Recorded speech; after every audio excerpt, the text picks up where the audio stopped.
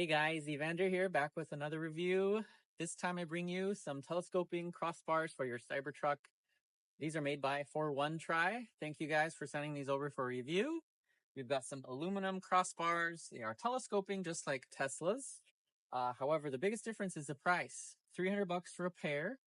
At Tesla, you're going to be paying $800 for basically the same thing. I just compared the two of them online. These are rated for 220 pounds. Tesla's is rated for 200, so these come in just a little bit stronger. But yeah, less than half the price. I don't know what more you'd want. So yeah, you can grab these if you're looking for the aesthetics, which is what I'm doing, or maybe if you're trying to transport something a little bigger, like a kayak or skis or bikes or just boxes in general. So these crossbars are great for that purpose. Installation is pretty simple. We do have some assembly required to get everything connected together since they're so long. I'm going to put mine on the top, covering my glass roof. You also have the option of putting them at the back if you're into that, but I'm going for the front. Let me get you some close-ups so you can see all of the materials included. Here's everything included. Don't need to go out and buy anything to attach these. We've got these crossbars themselves. They're made of a sturdy aluminum alloy. I like the finish on them as well. It's got this kind of rough finish to it, but not too rough. We've got all of the attachments come with rubber feet, so it's not going to scuff up your trim. What I really love is you can lock these. So each of these telescoping roof racks, so people can't just steal them. You've got a key. You can actually unlock these with a key.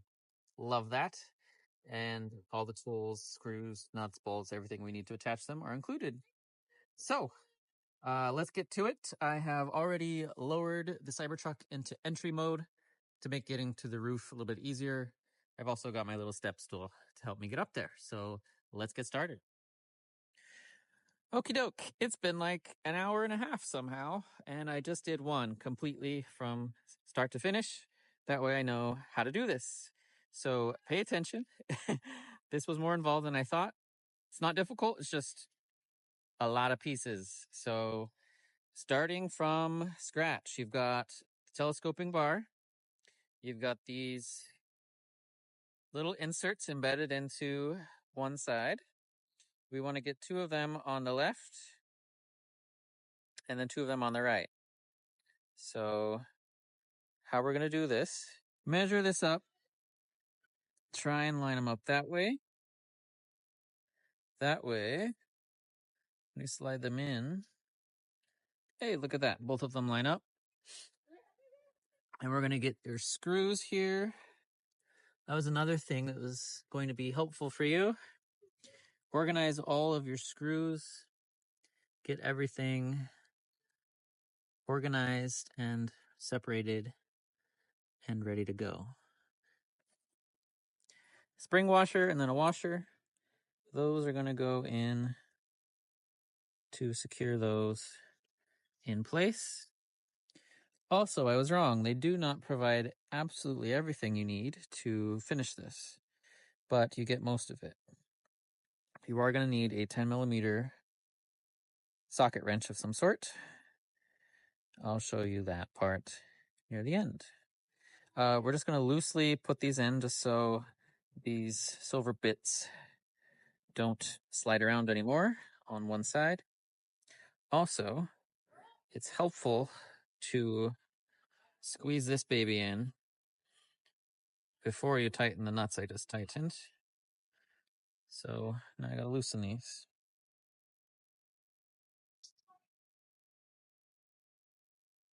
Because this gets sort of pinched in there as soon as you screw in those. There we go. It's hard to look through the camera while doing this, so I apologize. But we're going to see if we can speed run through this, because this should not take an hour and a half. All right, with those inserted, now we need to line up this side. And to do that, let's do some science here. Almost. Push it over.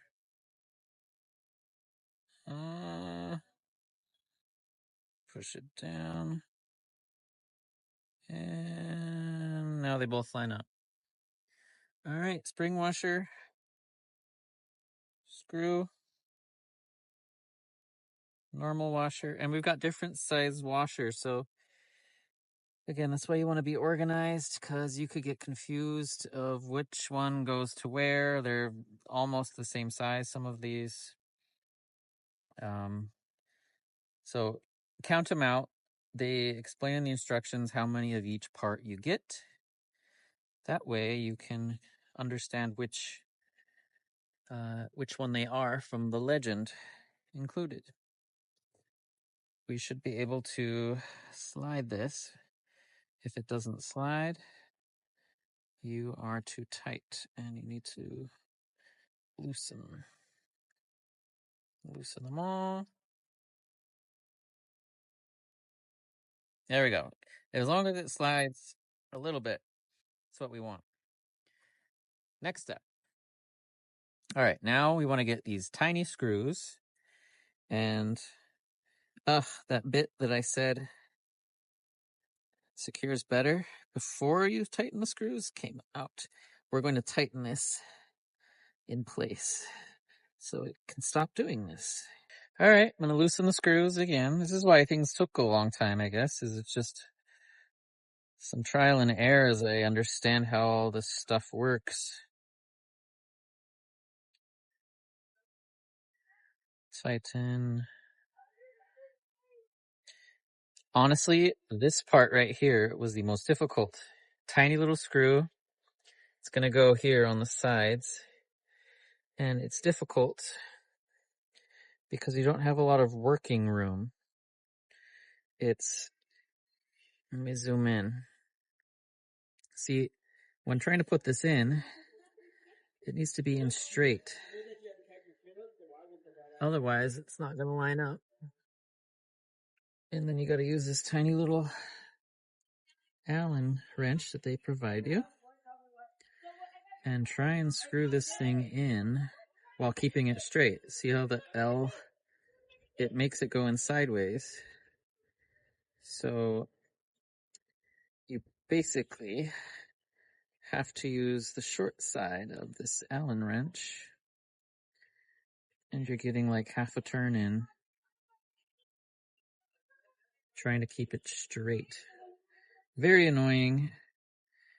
At least there's only 4 of these total. But yeah, I feel like this part took me like 15 minutes alone on the other side. So I'll do this off camera.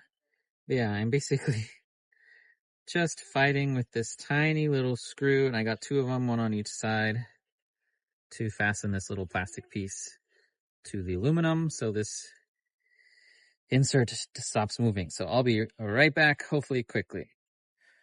All right, those little bastards are done. Now we can put on these little feet.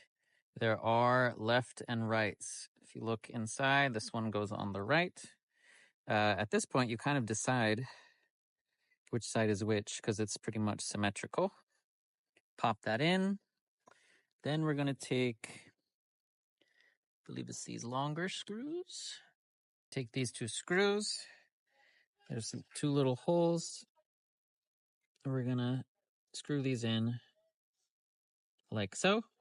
Repeat the same, mirror it on the other side. I'm using a screwdriver to save my fingers, so if you do go this route, go easy at first. You want to make sure you are well lined up. You don't want to strip your screw or the part you are screwing together. Whoops, that's the wrong hole. So just be careful if you're going to go with this power route. See right here, it's not lined up fully. Nice and slow. Ideally, use your fingers to finger tighten it before driving it through with the screwdriver. All right, moving on. Next, we need to put these little rubber feet on. Here's the right, here's the left. They are marked with L and R. And I believe this is the right side. you will know that they are on the wrong side because they do not match up. They are very specific to the corresponding left and right. The easiest way to put this thingy on, line up these little prongs, put them in those squares. Do that first.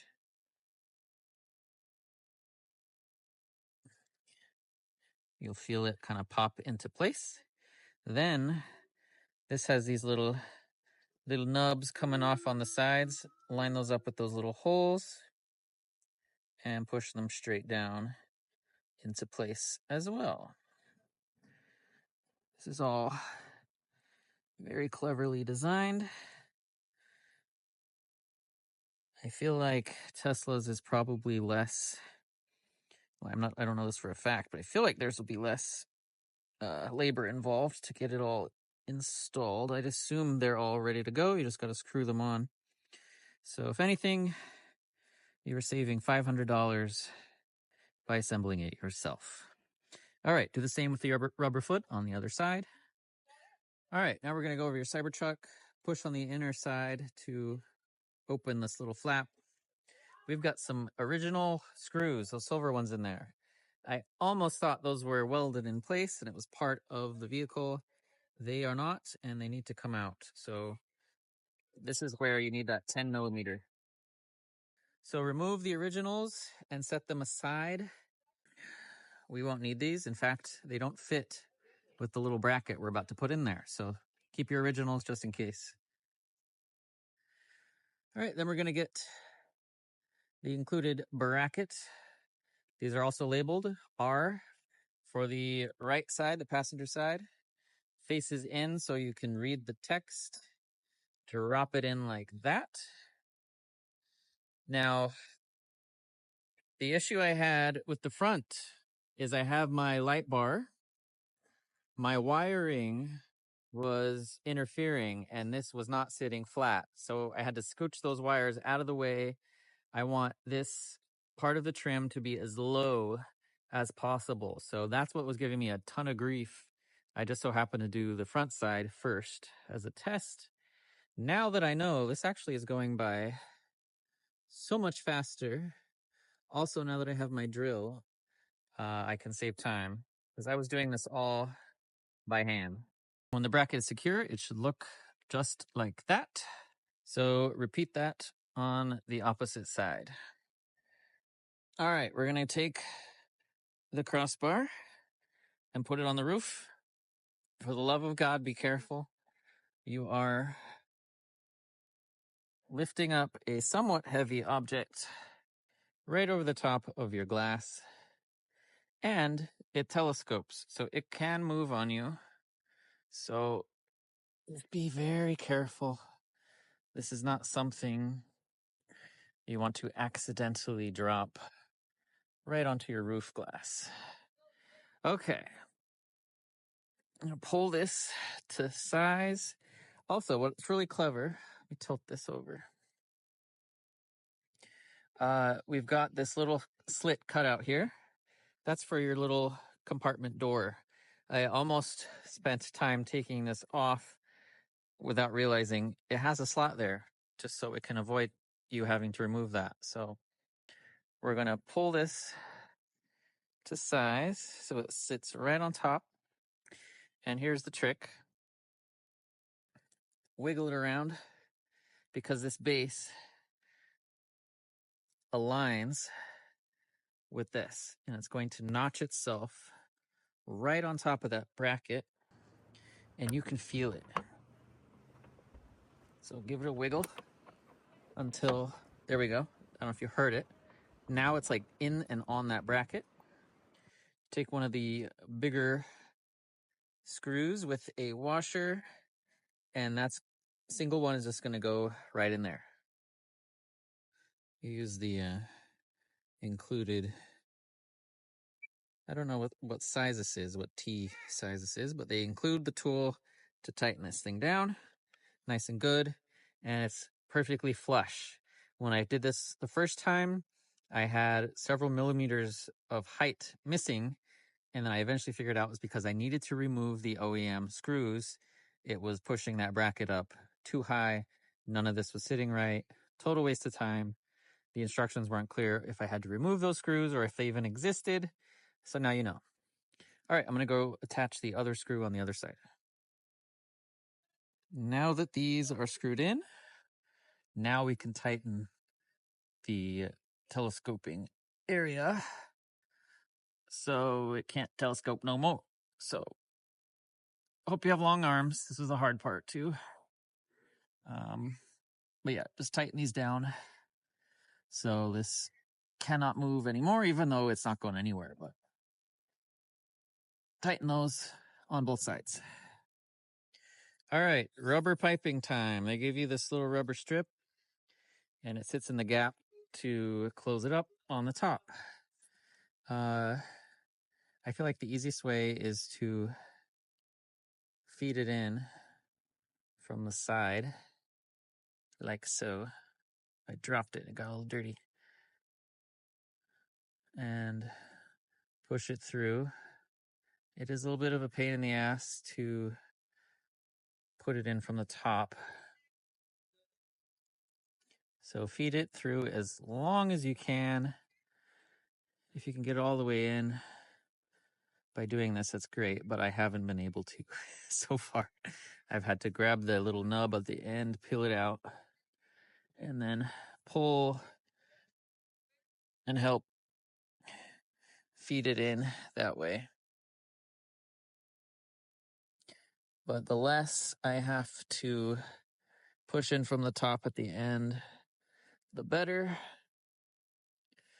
And then they say to cut this to size, but I found you don't really have to. I'll show you that in a sec. And then get in there with your finger. Actually, I need to pull that a little bit more. Push it in. Get those grooves in there, but not like that. There we go. Want it flat.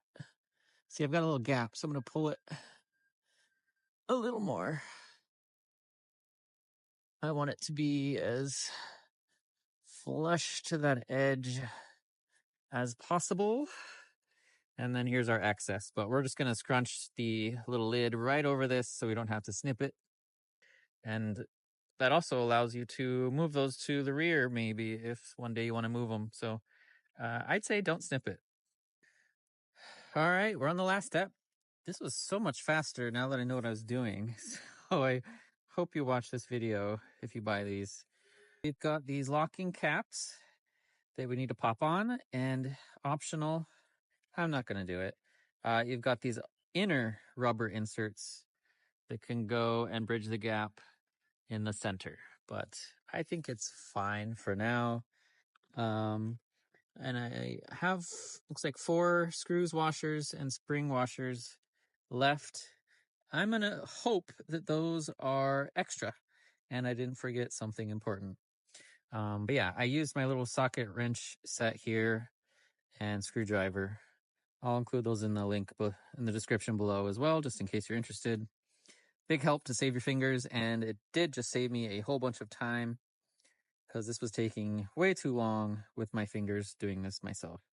All right, get your lock. I think these all came in the locked position. Unlock them. So it has a little notch here, inserts into the column there. This is why I say you don't need to cut it. Just put it on top. You're going to line up these sort of prongs right here. Pop it into place. And then, see how it kind of pinches that shut? I feel like I don't need to cut that. And then lock it. Now, someone with a wrench can't just come by and, I don't know, mess with your stuff, take them off. There you go. Let me go lock the other side. All right, and if you wanted to put the center in there, it looks like not big enough, even if you did, at least for this spot. So a little disappointing.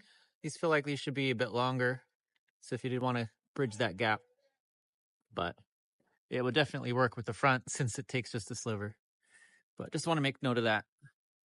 I will be sure to tell Foronetry, maybe make these a few inches longer. That way you could plug the entire hole if you want. Alrighty, installation complete for both of them. I timed that one. It took me a little less than half an hour just for the one, and that was with commentary. So yeah, these actually can take maybe an hour for both if you are slow, especially after you watch my video. But yeah, these just a little tedious with the tiny little screws everywhere. Definitely would recommend using a screwdriver if you can to help speed things up. But there you go. That's what they look like. I don't really have a kayak or anything to put on there. But yeah, you can use the little T-rail on top to connect all sorts of accessories for carrying payloads. And again, both of them combined can hold 220 pounds, is what they're rated for. So yeah, better than Tesla's as far as weight capacity. I think the design looks almost exactly like Tesla's. Now that I look at this, one suggestion would be to have a rubber cap here, perhaps, to hide that silver.